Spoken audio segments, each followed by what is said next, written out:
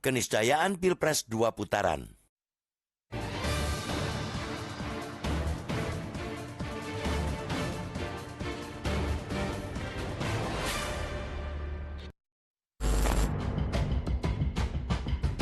Kampanye pemilihan presiden atau Pilpres 1 putaran yang digaungkan kencang oleh kubu kandidat pasangan calon presiden dan calon wakil presiden nomor urut 2, Prabowo Subianto Gibran, Raka Buming Raka tidak pernah surut. Pilpres 1 putaran terus dinarasikan dan didesain secara masif demi memprovokasi pemilih. Berbagai rekayasa pun diduga dilakukan untuk mengegolkan rencana itu. Narasi itu direkayasa, salah satunya melalui sejumlah hasil survei untuk mengatakan bahwa bila terjadi satu putaran, itu adalah hasil pilihan rakyat dan legitimate. Tidak cukup sampai di situ. Rekayasa melalui kecurangan dan pelanggaran netralitas aparatur negara juga tanpa malu mereka lakukan. Akan tetapi, realitas hari ini berkata lain. Peluang terjadinya Pilpres 1 putaran kian menjauh dari kehendak dan harapan pihak yang sedari awal ngotot mengupayakannya.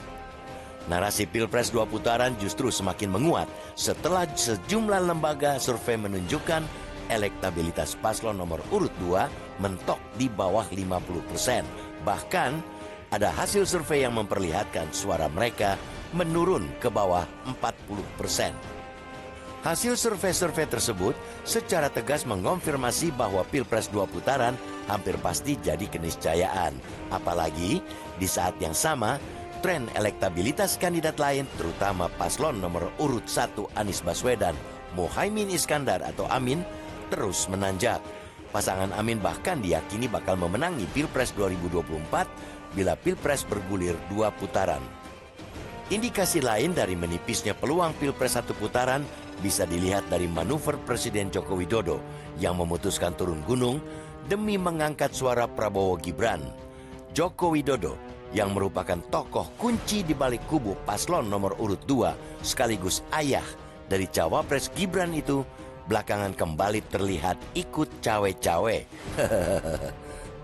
Ia bahkan tak sungkan mempertaruhkan netralitasnya dan netralitas aparatur di bawahnya demi mengerek lagi elektabilitas Prabowo Gibran yang mentok di kisaran 40%. Ia pun barangkali bakal rela menggadaikan kewibawaan negara asalkan pasangan yang ia sokong bisa menang dalam satu putaran. Namun fakta dan data membuktikan bahwa kehendak Joko Widodo dan kubu paslon nomor urut 2 itu kini berlawanan dengan kehendak rakyat. Boleh saja mereka terus menarasikan, mendesain, menciptakan rekayasa untuk mewujudkan Pilpres 1 putaran, tapi rakyat juga tak bisa dibodohi dan dimanipulasi. Kiranya rakyat sudah paham dan sadar bahwa narasi Pilpres 1 putaran yang digaungkan sembari mengerahkan segala daya dan upaya, termasuk dengan cara-cara kotor, untuk memenangkan kontestasi justru berbahaya bagi masa depan demokrasi.